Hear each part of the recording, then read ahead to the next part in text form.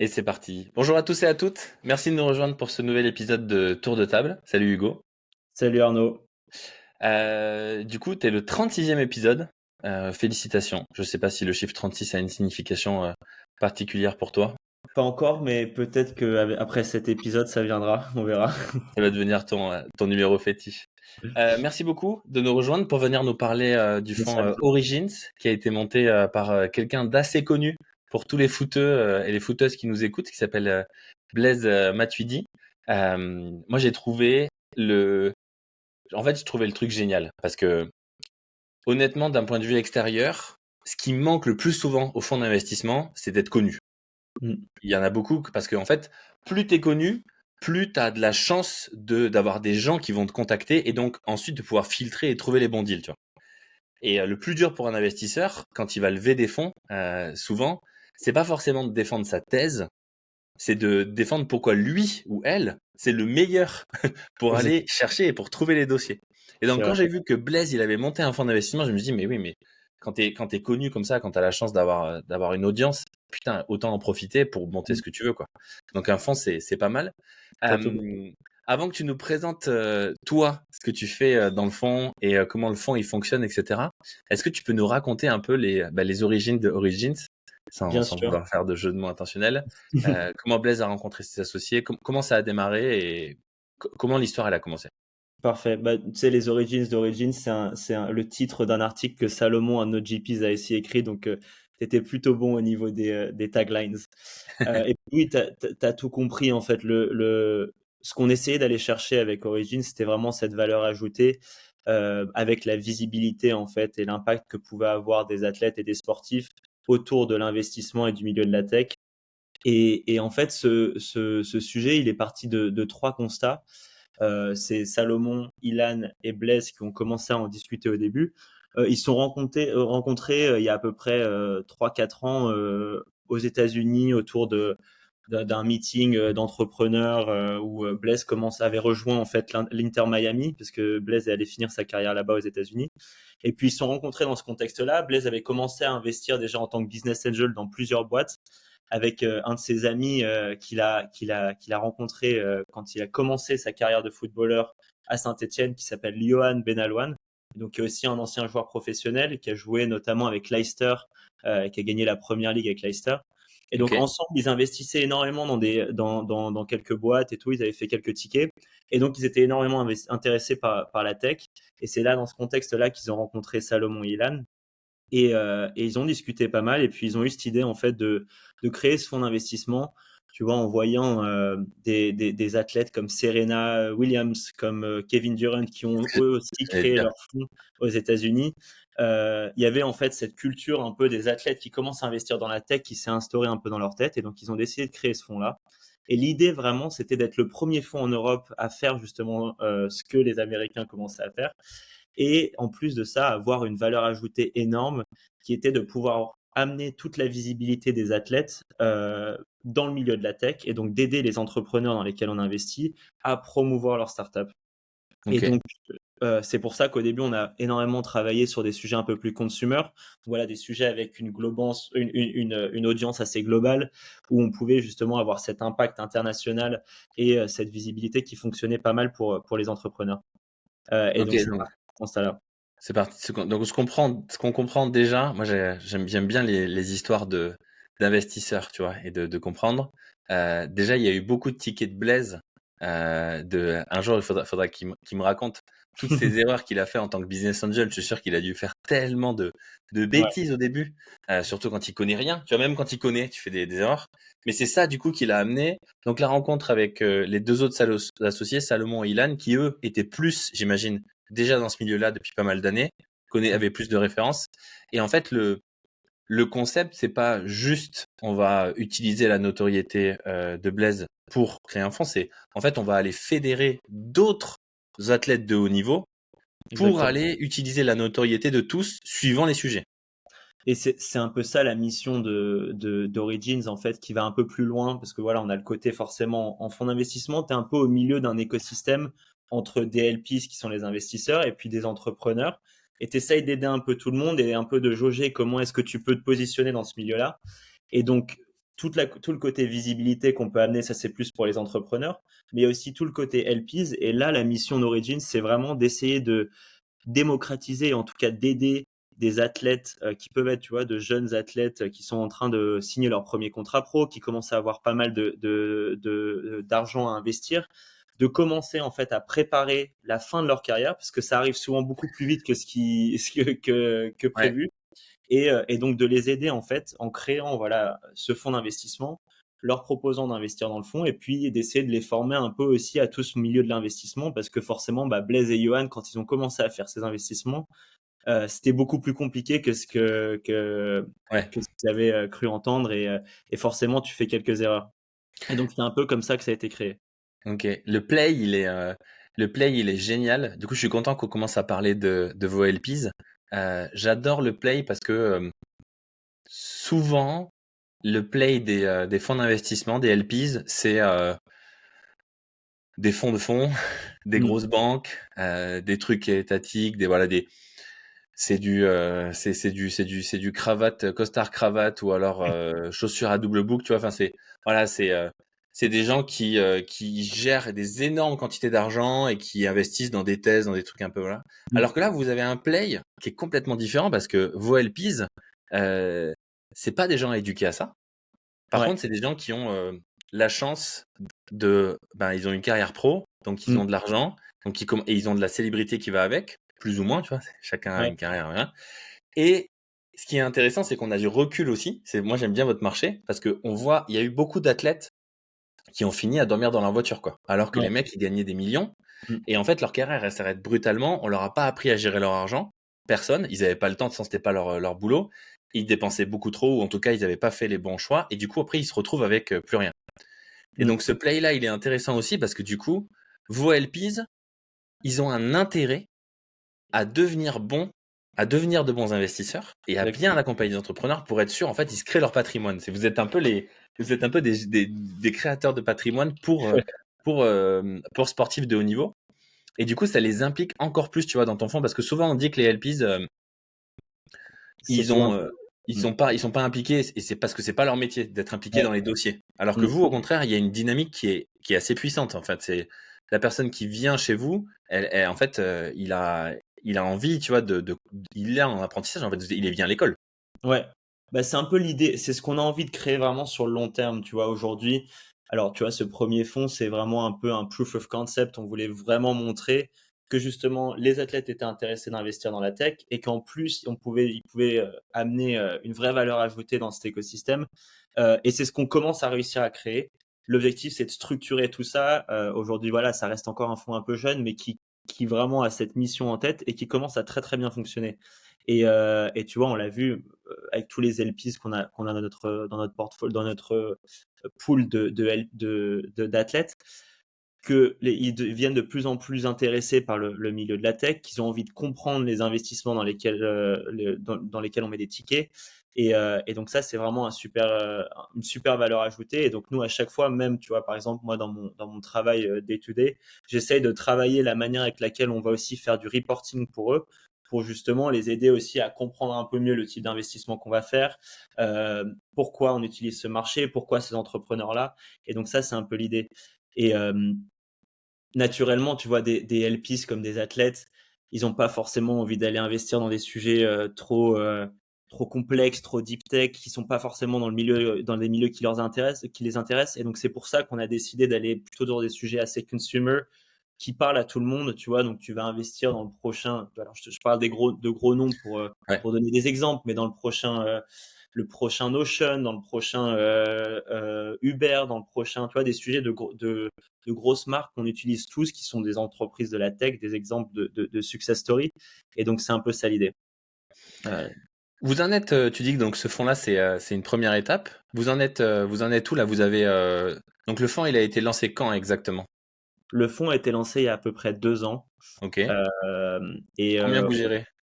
alors, on communique pas énormément sur la valeur qu'on gère, parce que voilà, pour ces sujets aussi de privacité par rapport aux athlètes. Mais on a à peu près investi un peu plus de la moitié du fonds. OK. Et donc voilà, donc c'est un peu l'idée aujourd'hui. On est sur un peu plus de la moitié et on essaie de clôturer d'ici pas trop longtemps la fin du fonds 1 pour commencer à s'orienter potentiellement sur une C'est ce deuxième que j'allais histoire. dire. Est-ce que, alors peut-être pour avoir un ordre d'idée, donc le fond 1, j'imagine que vous avez que, tu vois, je sais pas, 10 athlètes, 20 athlètes. Le fond 2, c'est l'idée, c'est d'en avoir plus. Alors aujourd'hui, pour t'expliquer un petit peu notre pool d'LPs, parce qu'on a voulu structurer ça vraiment de manière très professionnelle aussi, et c'était ça l'idée, c'était pas que d'avoir voilà un petit fonds qui se crée autour des athlètes.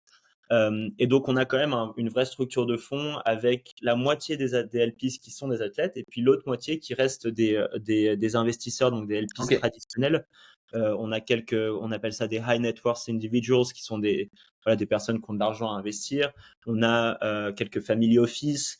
On a notamment aussi la FDJ qui nous a fait confiance aussi Ah sur ouais? un investissement parce que la FDJ est en train de développer une énorme stratégie aussi venture et donc on bosse beaucoup avec eux pour les aider sur tous les sujets gaming, les sujets de jeux d'argent ou de même tu vois, de nouvelles communications, metaverse, AI et tout ça. Euh, et donc ça, c'est un peu notre pool en fait de LPs. Et donc 50% de ces LPs sont des athlètes. Donc aujourd'hui, on a à peu près un peu moins de 40 athlètes dans notre OK. pool. Alors voilà, tu en as des beaucoup plus connus que d'autres et tout ça. Et puis après, chacun fait sa carrière. Mais c'est ça justement l'idée. Et c'est aussi que les moins connus peuvent se bénéficier aussi de la visibilité des plus connus et vice-versa. Et donc c'est un peu ça l'objectif. OK. Et du coup, j'imagine que vous êtes sur des règles de fonctionnement, assez classiques, le 220 comme on dit. Exactement. 2% de frais de fonctionnement, 20% de carried interest. Donc là, si tu me dis que vous avez déployé la moitié de votre fonds et que vous essayez de closer, vous allez essayer de finir votre fonds en 3-4 ans, c'est ça, j'imagine? Peut-être C'est l'idée, ouais. 4-5? OK. Ouais, Et ouais. après, démarrer un deuxième fonds, du coup, cette fois plus gros pour continuer la vie des fonds d'investissement. Fonds 2, il est plus gros et ainsi de suite, de plus en plus sous gestion. Euh, Exactement. Mais c'est marrant la vie d'un investisseur dans un VC parce que toute ta journée, en fait, tu vas parler à des entrepreneurs qui essayent de lever des fonds jusqu'au jour où, dans 2 ans ou 3 ans, tu dois toi-même commencer à aller lever des fonds ouais, auprès d'LPs. Et donc, le sujet se retourne vers toi et c'est assez intéressant. Et justement, c'est ça qui est plutôt cool. ouais, c'est ça, c'est vrai que les entrepreneurs, j'aime bien que les investisseurs le rappellent, comme toi pendant le podcast, pour les entrepreneurs qui nous écoutent, pas pour les LPs ou les investisseurs qui nous écoutent, mais pour les entrepreneurs et les entrepreneuses qui nous écoutent. Euh, Quand vous pitchez un investisseur, Mm. c'est un mec il a levé plus de fonds que vous, c'est sûr. Et il a plus galéré que vous, donc il sait. Donc C'est vrai. n'essayez pas de les brain, ils sont meilleurs que vous là-dessus, parce qu'ils font C'est ça pas aussi pour forcément eux. les mêmes KPIs, mais c'est le même stress en tout cas. C'est ça. Du coup, combien donc tu me dis des sujets très mainstream, plutôt tech, mais des trucs assez simples à comprendre. Donc voilà, des sujets, pas des trucs deep tech un peu complexes, des sujets qui sont plus B2C, très, tu vois, très trendy et qu'on arrive facilement à comprendre. Euh, et vous investissez combien et à quel moment de la Ouais. startup? Alors, tu vois, même pour te clarifier un peu tous les sujets qu'on regarde, donc on aime bien investir dans tout ce qui est B2C, mais aussi de plus en plus tout ce qui est B2B2C, voire même des fois B2B si le end user, c'est un peu monsieur ou madame tout le monde. C'est un peu Ouais, devenu notre thèse. Et donc, tu vois, on pense je te disais l'exemple de Notion, par exemple, tout à l'heure, qui a une stratégie complètement B2B, mais l'utilisateur final, ça va être toi et moi. Donc ça, c'est des sujets qu'on regarde. Et en B2C ou même en B2B2C, on est plutôt sur tu vois, health, éducation, fintech, sports tech un petit peu aussi, tout ce qui est consumer AI. Donc voilà, c'est tous ces sujets-là qu'on regarde. Et en termes de tickets, on est plutôt sur des tickets entre 200 et 500 000 euros. Donc ok, on est en fait ce qu'on appelle un fonds follower. Donc comparé à un fonds lead, nous on va plutôt se rejoindre en fait le tour que l'entrepreneur est en train de lever avec la valorisation d'entreprise qui a été donnée par le lead et s'aligner en fonction de ça. Et puis ensuite, nous, un peu, on dit apply not magic et essayer d'aider en fait les entrepreneurs le plus possible avec cet avantage qu'on peut amener avec la visibilité. ok. Donc 200 à 500 000. Toujours, Ouais. toujours tu follow, jamais tu lead? On n'a pas encore l'idée de round, on a Ok, préempté des rounds. Donc, il y a par exemple des fois où on est tellement fan des entrepreneurs ou même du sujet, par exemple, et qu'on a une vraie thèse qui s'est créée à ce niveau-là, qu'on décide par exemple de mettre les premiers tickets, parce que nous, on investit beaucoup plus sur des sujets pré-seed, seed. On fait un petit peu de série A aussi, mais vraiment notre cœur, c'est vraiment sur le pré-seed, seed, ok. donc c'est très très tôt. Donc des fois, en fonction des thèses qu'on regarde, S'il y a vraiment un entrepreneur qui, pour nous, est une vraie star avec un sujet parfait, on se dit que potentiellement, on met le premier ticket et puis ensuite, lui, il va aller lever avec un vrai lead sur un round un peu plus gros. Donc ça nous est déjà arrivé, mais on n'a pas encore lead round et ça, c'est potentiellement plus une fois qu'on aura un peu aussi potentiellement un fonds un peu plus gros qu'on se positionnera sur des Ok. sujets comme ça. Donc du coup, si tu investis des tickets de 200 à 500 000 euros, ça veut dire que les startups et que tu follow, elles doivent lever entre 1 et 3 millions d'euros, j'imagine, en moyenne. Ouais. Donc des valos qui varient de 5 à 15 millions d'euros en Exactement. Ça moyenne. peut aller même plus haut, hein, parce que on investit aussi, on investit en Europe et aux US. Ok. Alors, Ah je oui. sais pas mais aux US, voilà, les valos peuvent aussi monter un petit peu. Donc l'idée, en fait, nous, on s'est mis un peu un objectif avec l'équipe, c'est d'aller chercher en général entre 2 et 5% dans les boîtes dans lesquelles on investit. Ok. Donc tu vois, tu prends le plus petit ticket à la plus grosse, enfin le plus gros ticket à la plus petite ownership et ça nous donne à peu près une valo de 25 millions, qui est vraiment notre sommet Ouais. qu'on n'a pas envie de dépasser. Et donc du coup, là aujourd'hui, vous n'avez pas de stratégie de réinvestissement parce que vous n'avez pas le fonds prévu pour. Alors, en fait, on utilise nos prorata rights. Donc, on va essayer de réinvestir un petit peu pour, tu vois, garder un peu d'ownership dans les boîtes quand elles vont lever des tours par la suite. Donc, une fois qu'elle a levé le pre-seed et qu'on a eu ces droits de prorata, on va essayer de remettre un petit ticket pour garder notre ownership sur le seed. Et dans le futur, on garde toujours un petit peu de capital pour pouvoir potentiellement faire ces investissements-là. Après, aujourd'hui, notre stratégie, elle reste quand même plus de diversifier notre fonds et d'essayer d'aller toucher plein de sujets différents. Aussi pour nos LPs qui justement ont envie aussi d'avoir ce reach de différents sujets et pour un peu limiter les risques à notre niveau. Ok. Ouais, je comprends l'idée. Et quand est-ce que vous avez prévu du coup de quitter les cap tables de ces boîtes-là? Est-ce que vous avez déjà un tracé? Et ce que je demande souvent aux fonds comme ça, c'est est-ce que tu connais déjà les fonds qui vont vous racheter? Pas vous Ouais. racheter votre fonds, mais vos parts. Alors, c'est des sujets que tu regardes forcément. Quand tu vois, quand on prépare un mémo pour un investissement dans une startup, on va souvent avoir une case de recherche un peu sur tout le marché, tout qui va être exit stratégie. Donc l'investisseur, il est toujours obligé de réfléchir quand même un petit peu à sa manière avec laquelle il va pouvoir exit ses investissements. Surtout parce que voilà, tu connais un petit peu le marché d'aujourd'hui. C'est pas forcément le marché le plus simple pour Ouais. commencer à faire des exits. On voit que le marché des IPO commence à se réveiller un petit peu, mais c'est toujours pas idéal. Donc, en tant que fonds d'investissement, tu es obligé un peu de vouloir hedger ton risque Mm. en réfléchissant un petit peu à ces stratégies d'exit. Alors après, ça ne veut pas dire qu'on va commencer à forcément nommer des fonds ou des boîtes qui pourront potentiellement faire des rachats, mais tu observes un petit peu tu vois, les trends qui ont été dans les dernières années de rachats sur ces industries-là ou ces secteurs-là. Tu regardes un peu tous ces sujets-là. Et puis en même temps, les entrepreneurs, souvent, ils ont aussi cette volonté de pouvoir réfléchir aussi, eux, à leur exit, tu vois. Souvent, ils vont monter leur boîte et puis réfléchir, OK, potentiellement dans 5, 6 ans, 7, 8 ans, je pense que c'est le moment où je peux potentiellement me faire acheter un- une boîte un peu plus grosse ou est-ce que là, c'est le moment où moi, je vais revendre mes parts. Donc, c'est toujours un sujet que tu regardes énormément. Aujourd'hui, ça fait 2 ans qu'on a fait notre premier investissement, donc forcément, on n'a pas encore Oui, c'est trop tôt là. visité d'investissement. Et pour nous, l'objectif, c'est que ce soit vraiment une discussion avec l'entrepreneur. Tu vois, une fois que tu commences à investir dans une boîte, tu signes un partenariat et tu deviens. Alors, tu n'es pas une partie intégrante de l'équipe, mais tu es quand même là où you're in this together, tu vois, et c'est un truc que tu fais ensemble. Et donc, l'objectif, c'est que ce soit positif pour tout le monde. Et donc, quand on regarde ces sujets-là, nous, on essaye de sortir au moment le plus important pour nous, pour notre retour sur investissement, mais on essaye aussi de sortir au moment où l'entrepreneur, il aura pu utiliser au maximum cette visibilité que nous, on peut apporter à travers des campagnes marketing, à travers un accès à du réseau, à travers, tu vois, des introductions sur des marchés, des choses comme ça. Bah, c'est ce que j'allais te demander parce que je voulais justement, ça me faisait une bonne introduction sur quand est-ce que vous quittez la Captable.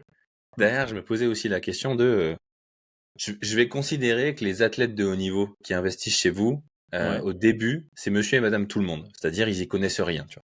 Mmh. D'un point de vue général. Je pense, tu vois, je les connais pas tous personnellement, mais je pense qu'au début, ils arrivent. Ok, on va investir, mais comment ça marche quand tu vois, genre, on sait Ouais, pas vraiment, tu vois.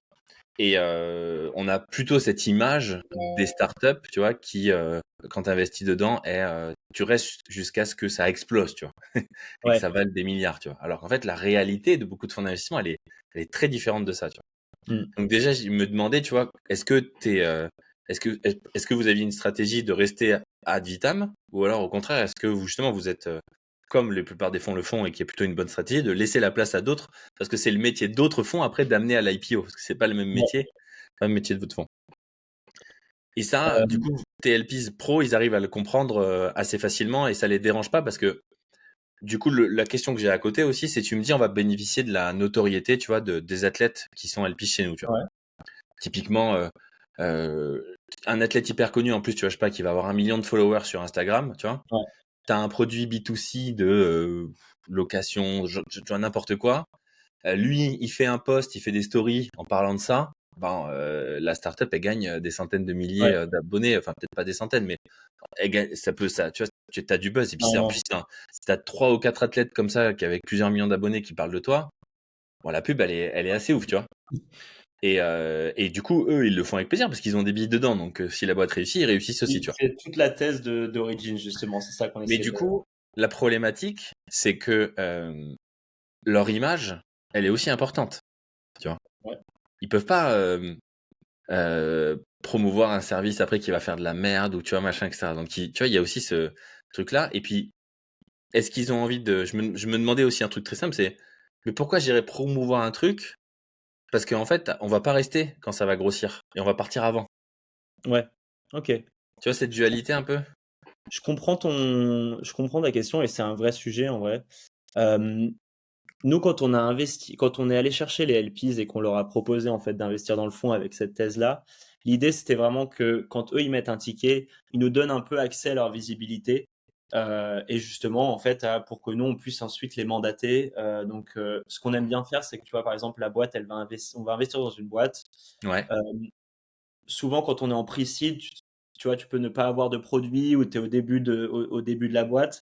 Donc souvent, on aide à ce niveau-là, on aide plutôt nous avec notre propre réseau. Donc surtout, par exemple, Salomon et Ilan qui ont un énorme réseau dans le milieu du VC, qui connaissent énormément de monde aussi et qui peuvent leur donner accès à des intros, à aider à, tu vois, à rencontrer des gens et tout pour faire grossir la boîte. Là, on va aider plus au sein de l'équipe Origins euh, à booster un peu la boîte. Et une fois que la boîte aura créé son produit et aura réussi à, tu vois, lancer le produit, commencer à générer un peu de traction, là, on va utiliser la puissance de nos LPs et donc la visibilité de ces LPs. On l'a fait par exemple avec des boîtes comme Upway ou Mokacare par exemple, ou même Stadium Live, où on a utilisé Giroud, Kimpembe, tu vois, Blaise bien sûr, Et tous du nos coup, pour booster en fait et amener toute cette visibilité là pour essayer de justement apporter un peu de traction à toutes ces boîtes là et ça a super bien marché donc c'était ok. vraiment un signe hyper positif pour nous et donc là à ce niveau là nos LPs sont plutôt très contents, les athlètes sont contents parce que voilà ça a boosté de la visibilité, ça a aidé la boîte à aller potentiellement chercher un prochain round et l'idée c'est plutôt un sujet long terme, tu vois, nous en tant qu'un fonds d'investissement on doit rendre sur 10 ans le fonds avec si possible, et c'est l'objectif toujours, un retour sur investissement. Ça la stratégie. Après, les athlètes, ils vont pas forcément aller chercher, tu vois, sur quelle boîte on a fait le plus de retour sur investissement en fonction de la campagne à laquelle eux, ils ont participé, tu vois. Ça, c'est pas forcément des choses qu'ils regardent. Ok. Et comment tu fais pour parce que du coup, à chaque investissement, si tu vas pas tu les sollicites sur eux là où ils ont envie d'en parler. Ouais. Soit tu leur demandes de prêter leur image pour faire une pub, soit Mmh. tu leur demandes de eux-mêmes parler de la boîte sur leur réseau. T'as ces deux moyens en fait, c'est un leverage énorme pour aller chercher des utilisateurs. Ouais. Et du coup, tu dois à chaque fois voir quels athlètes sont pertinents, soit par rapport à leur contexte dans leur carrière, soit par rapport à leur affinité de ce que Mmh. eux, genre je sais pas, vous faites un service d'aide à domicile et en fait ça va toucher un Dupont parce que il a sa tante machin et que tu vois c'est un truc Ouais. qu'il utilise personnellement et là tu vois l'histoire elle est en plus elle est genre tu crée un C'est tu un vois vrai storytelling derrière, ouais. ouais, genre, il va faire une story ou il va faire plein de posts en disant voilà, machin. Tu vois, le truc, il est incroyable, quoi. Et ça, c'est pas trop dur à mettre en place avec les athlètes, justement, pas avec toutes les équipes de com, les clubs et tout, sur leur image, sur ce qu'ils disent et tout. Ça doit être un bordel à gérer, ça. C'est bien plus compliqué que ce que que ce qu'on aurait pu imaginer, mais ça fonctionne plutôt très bien. Ok. Et c'est là où tu vois le vrai avantage qu'on a nous aussi en tant qu'Origin, c'est qu'on a un accès direct au réseau via Blaise et Johan notamment. Et donc eux aussi ont un rôle assez important à ce niveau-là. Ils connaissent très très bien ces athlètes-là qu'on a dans notre réseau. Et du coup, souvent, en fait, si je te fais un petit peu un run-through de la stratégie, comment on va mettre une campagne marketing en place, on va parler avec le fondateur, on va commencer à réfléchir un petit peu ensemble à ce qu'on pourrait faire pour essayer de booster un peu, tu vois, soit les downloads d'applications, soit les achats en ligne ou des choses comme ça. Et donc, on bosse là-dessus. L'entrepreneur va bosser, lui, avec son équipe de marketing et créer un peu une campagne. Nous, on valide en fonction. Et ensuite, c'est un peu nous en équipe et surtout aussi avec le support de Blaise et Johan, on va décider ou en tout cas suggérer quels sont les meilleurs athlètes qui pourraient potentiellement participer à cette campagne. Et donc ça, on le fait en fonction, tu vois, de l'agenda des athlètes, en fonction de leur histoire et aussi de ce qu'ils peuvent représenter. Donc tu vois, tu parlais d'Antoine Dupont et de son aspect très familial que tout le monde connaît, tu vois, en J'ai dehors du bluffé, hein. blues et tout. J'ai Mais tu vois, mais bluffé, hein. c'est un vrai sujet. Même par exemple Blaise, qui est un super père de famille et qui a aussi tout ce, tu vois, cette image de fédérateur et tout ça. Donc, tu vois, c'est des sujets qu'on essaie de regarder. Et en fonction de ça et en fonction de l'image de chacun des athlètes, on va essayer de suggérer quel athlète peut être le meilleur pour une campagne. Et ça, ensuite, on va en discuter avec les agents, on va en discuter avec les athlètes eux-mêmes parce qu'on a directement accès à eux aussi. Et puis, comme c'est pour beaucoup des athlètes qui ont investi dans le fond, c'est plus un sujet personnel. Ils l'ont Ouais. fait de manière personnelle. Ils n'ont pas eu forcément tout le support de leurs 40 différents agents Ouais. et managers.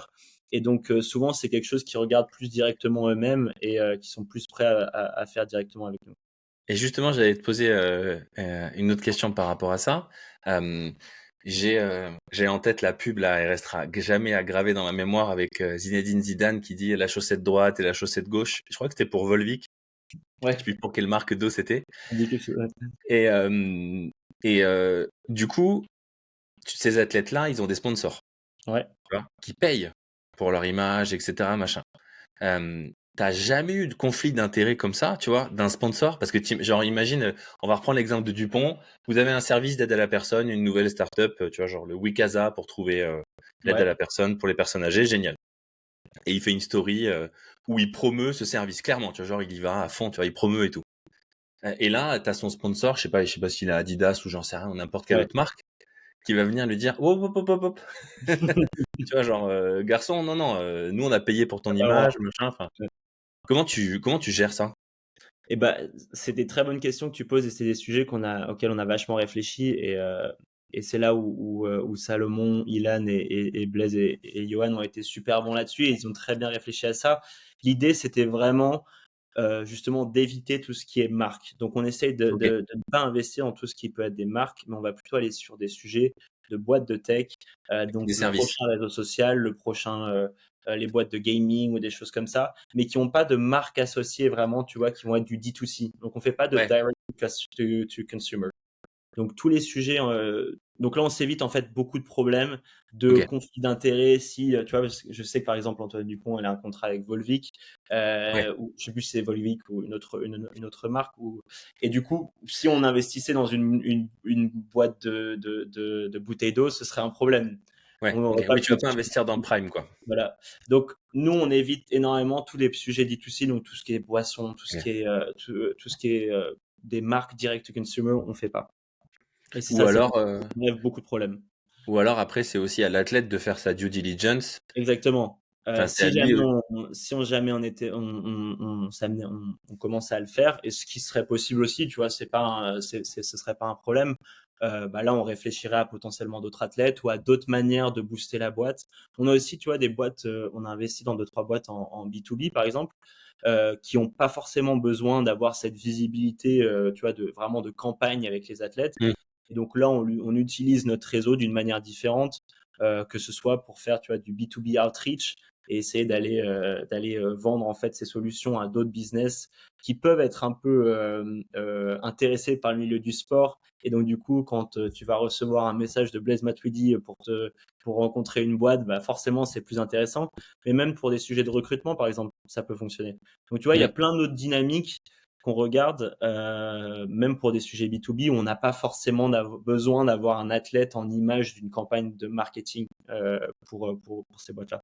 Ok. J'adore votre thèse. Je trouve qu'elle est pertinente, surtout qu'elle rafraîchit finalement je pense tous les investisseurs et tous les LPs qui nous écoutent, c'est quand même assez rafraîchissant parce que Ouais. c'est beaucoup d'entre-soi la tech, enfin Mm. l'investissement plutôt en Ouais. général. C'est un peu consanguin à force et du coup ça apporte une fraîcheur et une nouvelle manière aussi d'attaquer le business, tu vois, d'avoir un edge finalement qui est hyper puissant parce que tu prends une boîte qui fait un service B2C et putain, d'un coup, t'as genre 10, les 10 plus grands sportifs au niveau français qui vont parler de toi. Putain, ouais, Ouais. ça vaut toutes les pubs chez TF1 ou M6, quoi. Ouais. Ça, c'est beaucoup plus puissant que n'importe quel spot publicitaire qui coûte des millions maintenant. Bah, ouais, Ou c'est alors clair. la pub Facebook ou Insta qui coûte tellement, tellement cher. Les coûts de les CTA coûtent de plus en plus cher sur les ads. Bah, pour en Euh, ajouter là-dessus d'ailleurs, je te coupe là-dessus parce que c'est un des sujets aussi, c'était un peu un des constats qu'on avait fait au début et surtout Salomon qui venait de Meta. Salomon qui avait bossé chez Goldman, ensuite chez Meta. Et quand il était chez Meta, en fait, il a réalisé qu'énormément de startups qui allaient lever des fonds auprès de VC, ils dépensaient plus de 40% de ces fonds dans des campagnes marketing qui fonctionnaient pas forcément sur les réseaux sociaux. ouais, On sait que aujourd'hui, le coût donc le CAC, le Customer Acquisition Cost, donc qui est le coût pour gagner un nouveau client à chaque fois, a augmenté de plus de 60% sur les 3 dernières années. Et donc, du coup, c'est un vrai sujet pour les entrepreneurs et c'est là où on voit qu'en fait, quand on parle aux entrepreneurs, souvent ils sont hyper impressionnés et c'est un sujet qui leur plaît énormément parce que en plus de mettre un ticket, on amène une vraie valeur ajoutée qui peut être intéressante pour eux. bah, t'imagines, enfin, de toute façon, il y a qu'à regarder les chiffres. Je sais pas si tu connais les chiffres de Google Ads et les Ouais, chiffres des ads de Facebook, mais c'est c'est c'est c'est c'est c'est c'est une dingue. croissance qui est scandaleuse. Hein. C'est incroyable et c'est un monopole. Et du coup, c'est pour ça maintenant. Moi, je le dis à beaucoup d'entrepreneurs. Ce qui a de la valeur, c'est pas votre tech. Mm. Ouais, Ce qui a de la valeur, c'est la manière dont c'est votre marché en fait. C'est vos clients, votre base. Comment vous arrivez à acquérir et à construire vos mm, clients. Et donc, vous apportez en plus, vous, en tant que fonds Origin, vous apportez encore plus à ça. Parce que ouais, un mec qui a monté une boîte et qui dit, ben, on a eu créé notre réseau avec des athlètes qui nous suivent et tout. Ah, putain, mais les fonds d'après, ils disent go, ouais, go, on y va, tu vois, parce que vous avez un accès marché et que l'attention coûte super cher, l'acquisition coûte super cher aujourd'hui. Et c'est ça mm. qu'il faut réussir à craquer. Bah ouais, nous on regarde beaucoup tous les sujets de network effect en fait, et c'est, tu vois, même sur les sujets AI qui aujourd'hui sont de plus en plus compétitifs, où Ouais, tu as énormément de boîtes qui sont en train d'émerger, alors sur des marchés différents, avec différentes targets. Mais là où, quand tu es sur des sujets un peu plus B2C ou consumer, le network effect est essentiel et c'est là où, en plus, en utilisant un peu cette visibilité ouais, qu'Origins peut amener, tu peux booster et tripler en fait ce network effect qui va avoir un impact assez exponentiel. carrément. C'est très séduisant pour les entrepreneurs. J'imagine que vous devez pas avoir de mal à vous vendre. Non, ça, Euh, pour continuer, du coup, on va parler un peu plus. Maintenant, on arrive à la fin. Là, il nous reste 10-15 minutes sur l'épisode. Là. Euh, Qu'est-ce que toi, du coup, tu fais dans ce fonds-là? ouais. Tu fais pas partie des DGP, tu n'es pas fondateur. Qu'est-ce que tu gères les investissements, tu gères les athlètes? De quoi tu t'occupes? Ouais, alors moi j'ai rejoint il y a pas si longtemps que ça le fonds, dans l'équipe d'investissement.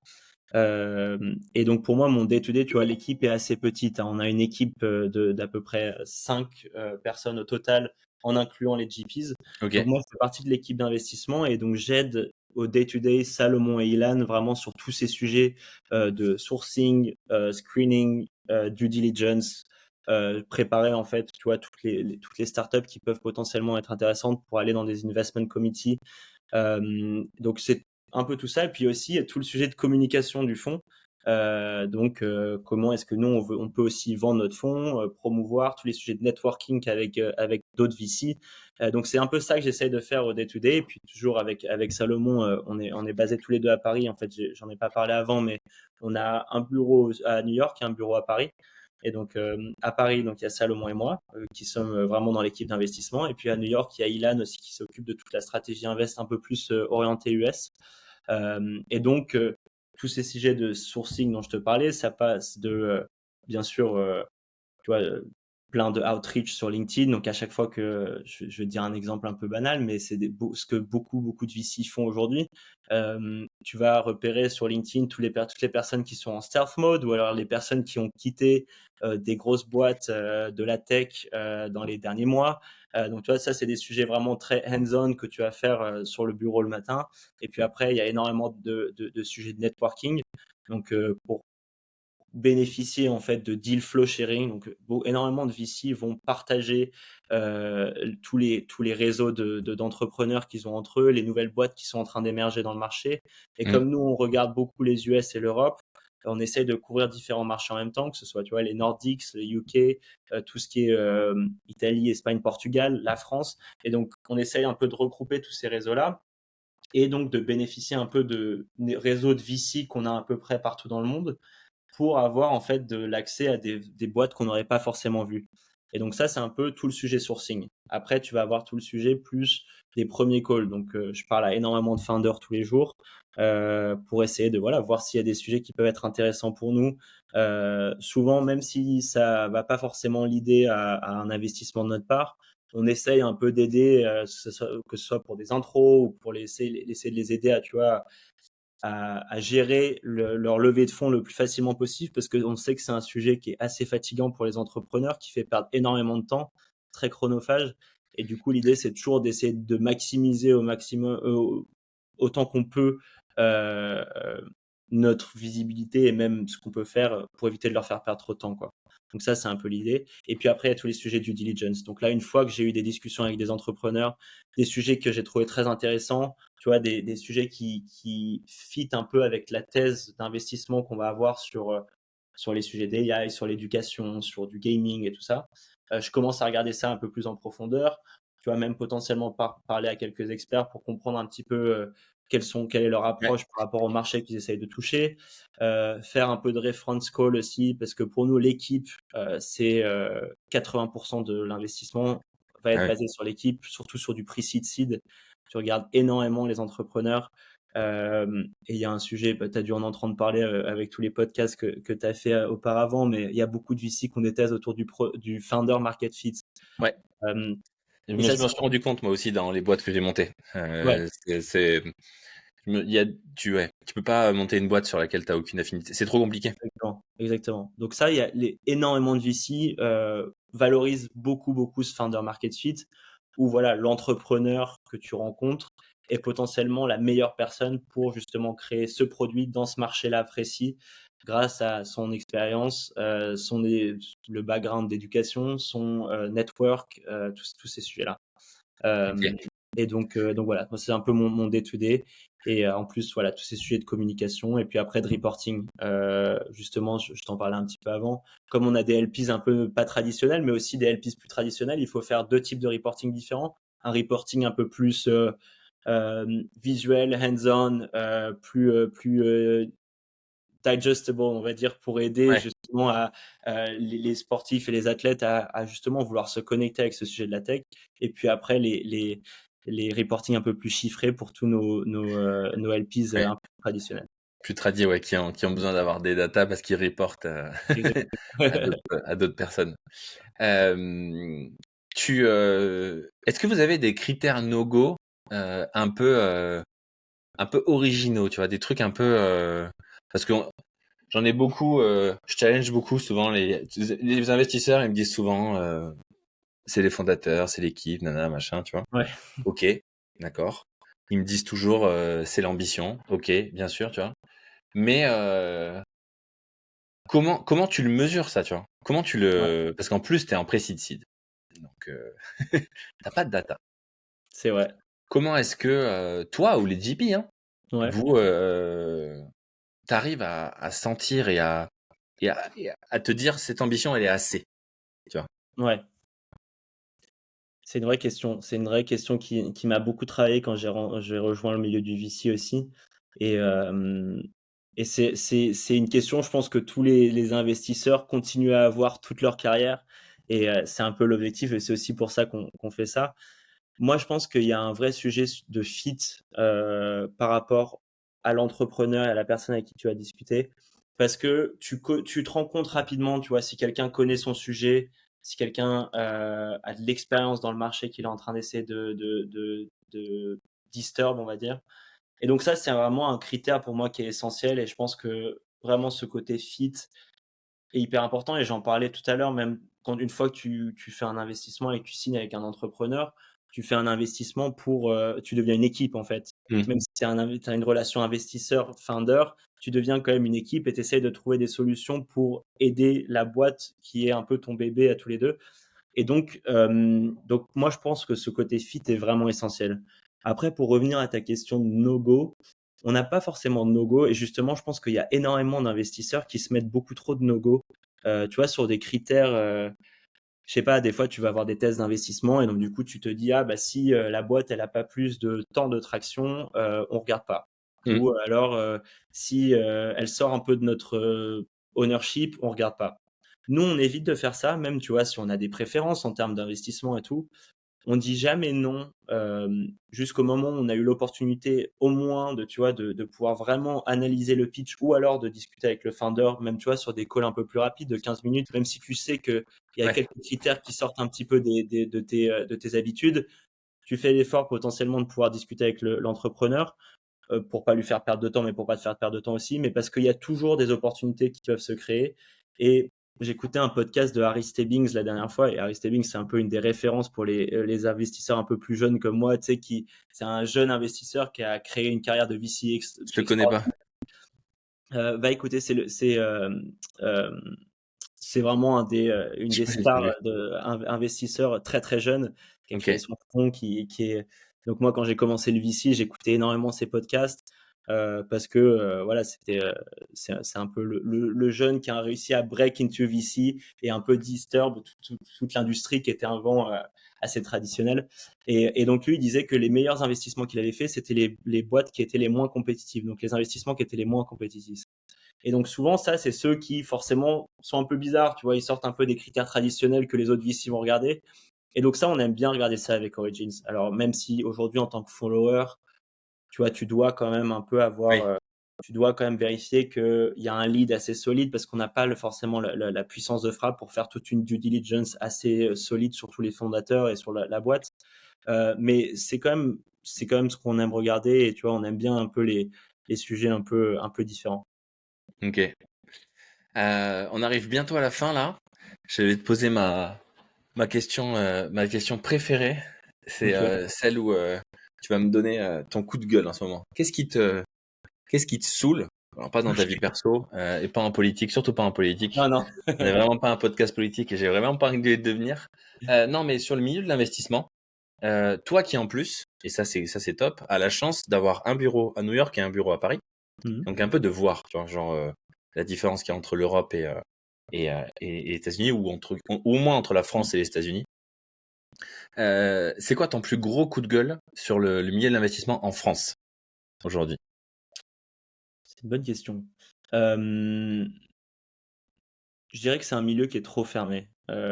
Tu vois, aux États-Unis, le VC, c'est devenu pour moi un sujet qui est énorme, en fait et tout le monde a accès et tu peux enfin ou beaucoup plus, en tout cas, j'ai envie de dire qu'en Ouais. France et en Europe et tu vois, même genre une idée, c'est que moi, quand j'ai voulu rejoindre le VC, j'ai pas forcément un parcours traditionnel d'investisseur VC et la chance que j'ai eue, c'est justement de rencontrer, des GPs qui ont ce profil plus international et plus américain. Salomon a bossé pendant des années aux États-Unis, Ilan est basé aux États-Unis, donc ils ont plus, tu vois, ce profil de GPs américains qui opèrent en France et je pense que ça, c'est une vraie valeur ajoutée pour eux et c'est même ce qui m'a permis, moi, de rejoindre le fonds. Là où tu as beaucoup de fonds de VC français qui sont assez traditionnels et qui vont pas forcément, ont une vision assez traditionnelle et qui vont pas forcément réfléchir à, tu vois, recruter des personnes qui ont une vision un peu plus moderne de toute la tech et de Mmh. comment ça peut évoluer. Et puis après, je pense que ça se traduit aussi niveau founder. Et ça revient avec ce que je te disais là, ou juste avant, à la question d'avant, c'est que je pense qu'il y a beaucoup de VC qui se ferment des portes sur des investissements qui pourraient potentiellement être hyper intéressants. Et juste parce qu'il y a certains critères qui sont pas rencontrés, on ferme la porte beaucoup trop vite. Et ça, le problème du VC, c'est que souvent, tu es des petites équipes, tu dois faire énormément, tu vois énormément de founders, énormément d'entrepreneurs tous les jours. Et donc ça, c'est le côté hyper excitant du job. Mais ce qui est aussi difficile, c'est que souvent, tu dois dire non beaucoup trop vite à des personnes à qui tu as envie de parler beaucoup plus. Souvent qu'en plus, tu vois, en tant qu'investisseur, tu rencontres souvent des gens qui sont 10 fois plus intelligents que toi, parce qu'ils sont précis sur des sujets qu'ils connaissent très, très, très bien. Hem Et donc ça, tu vois, c'est un peu frustrant de ne pas pouvoir avoir cet accès, ou de donner un peu une chance un peu plus valorisante à ces entrepreneurs qui, des fois, ont des profils un peu plus différents.